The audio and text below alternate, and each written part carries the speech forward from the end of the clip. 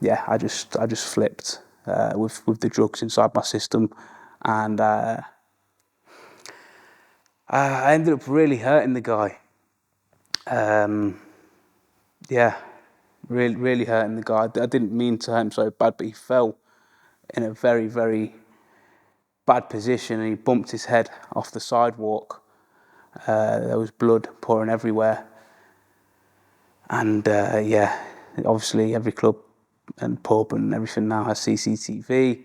The police were called, the ambulance was called, and I was arrested. I was arrested for it. You know, they knew I'd been doing drugs as well.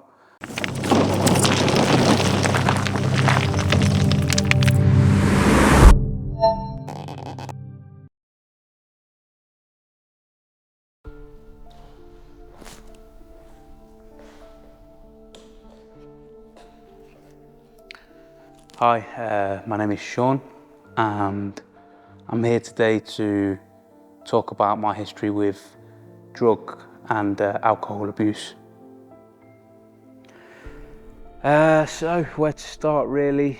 I'll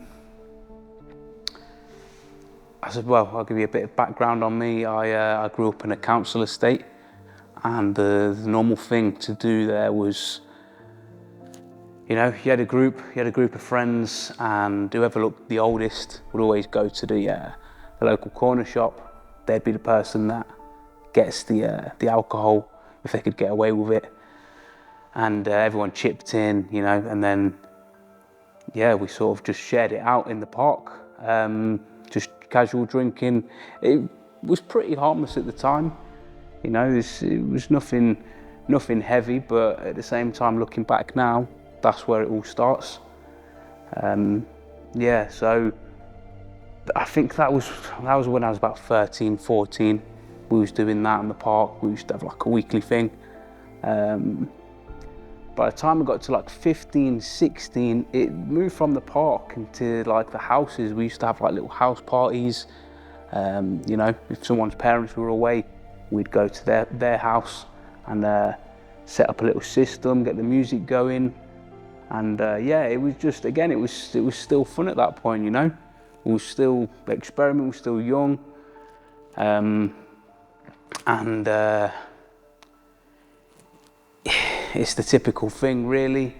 It starts off that way, and there's always someone in every group that introduces drugs to the situation as well. And yeah, we had someone in our group that did that. One day we did have a house party, and he decided that he was going to get a couple of grams of coke for us all to try. You know, we sort of saw it as like a bonding thing.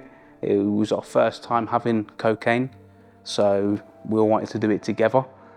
And yeah, that's pretty much where this drug and alcohol connection started, really.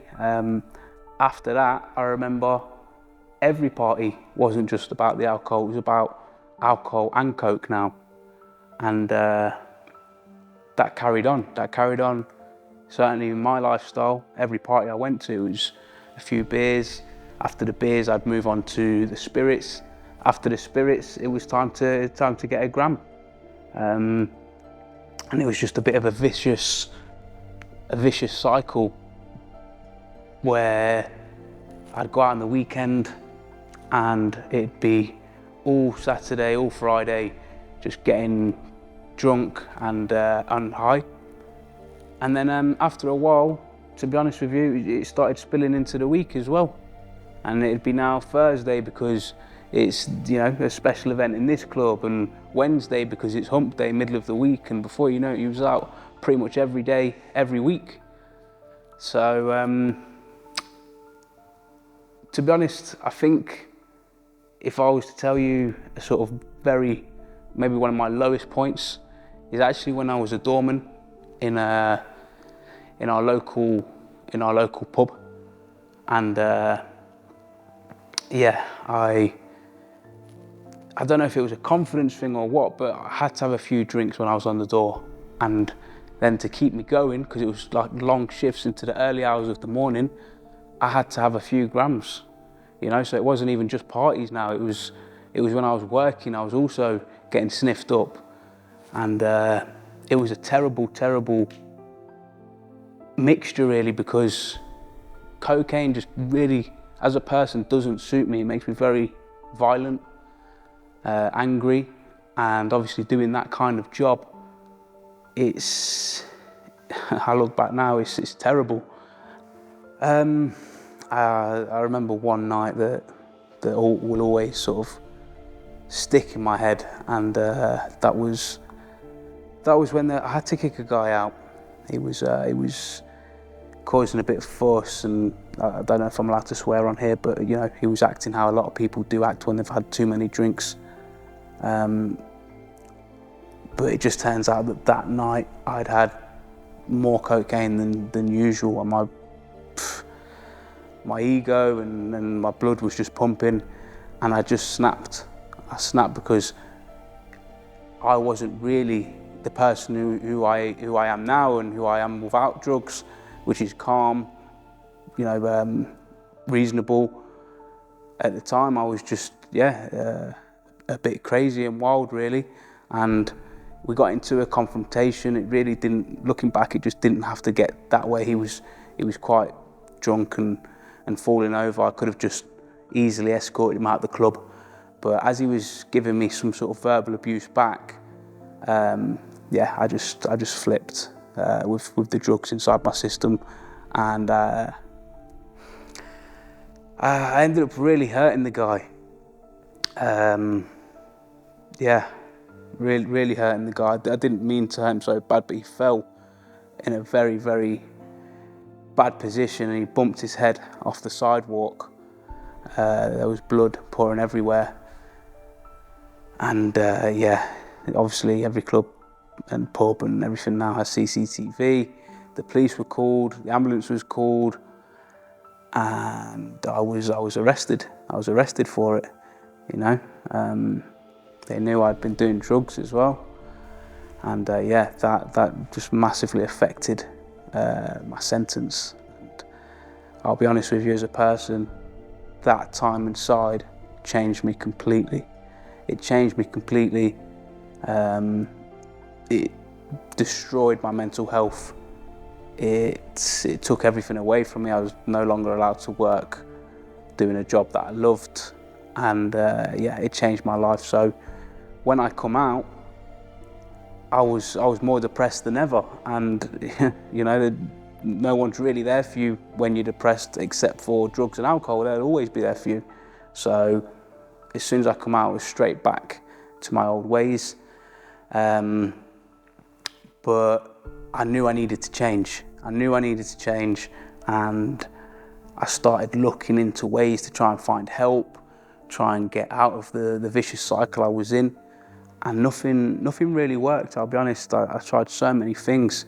I tried to go cold turkey. I tried dropping it off and having a few less drinks, and cocaine only on weekends, but it just didn't seem to last. I'd always end up back to just taking it daily. Until one day I actually decided to do a little search, and with a bit of research found that hypnotherapy had really worked for a lot of people. You know, I used to think that maybe, I didn't think people could get hypnotized. But now I understand it, especially looking back. It's not this hypnosis that you see on cartoons where they put something in front of your eyes and all of a sudden you do what they want. No, it's deeper than that. And I thought I'd give it a go. And I'm just so happy that I did, because that changed my life completely. It really did. I never ever thought that I would be able to leave those vices at the drop of a hat like I did. It was like a light switch had gone off in my head, and it just made me such a better person. And to be honest, I just thank God every day that I was fortunate enough to come across Clear Minds and actually and find these audios.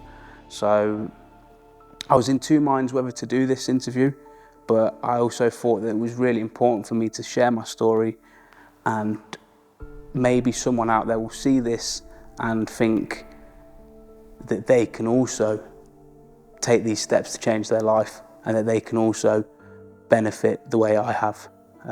So yeah, I just wanted to say thank you, and that's it really.